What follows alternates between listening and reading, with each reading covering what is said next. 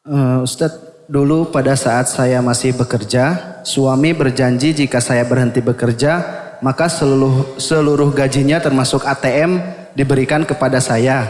Tapi setelah mengaji akhirnya suami menepati janjinya. Akan tetapi kemarin-kemarin suami mengambil ATM-nya lagi.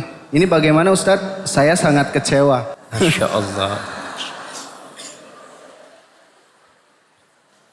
Subhanallah. Iya jamaah. Memang sebenarnya wanita itu berhenti bekerja karena Allah Subhanahu wa ta'ala. Bukan karena suaminya. Maksudnya kalau memang dia sudah punya anak, dia harus membesarkan anaknya, sedangkan suami sudah mencukupi dia, ya nggak perlulah dia kerja. Tapi kalau dia mau kerja, diizinkan suaminya, tafadhol. Selama kerjaannya sesuai dengan syariat. Karena wanita setelah menikah, yang menjadi pemimpin adalah suami. Dia tidak boleh keluar, dia tidak boleh pergi, tidak boleh bekerja kecuali dengan izin suami.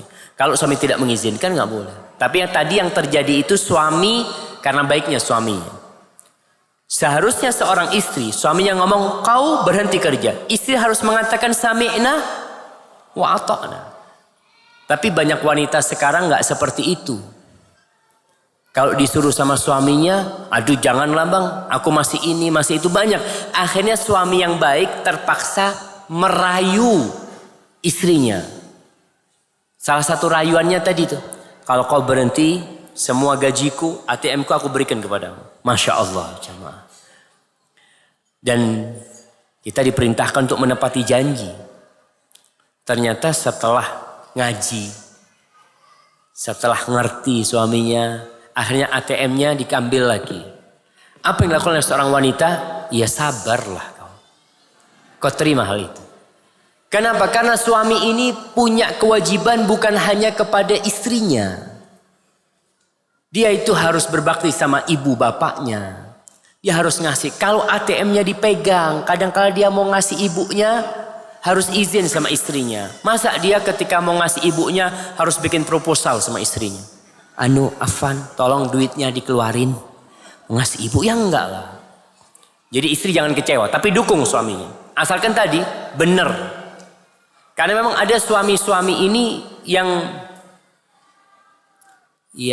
gimana ya? Yang kurang benar. Jadi duitnya itu untuk kemaksiatan. Nauzubillah min dzalik.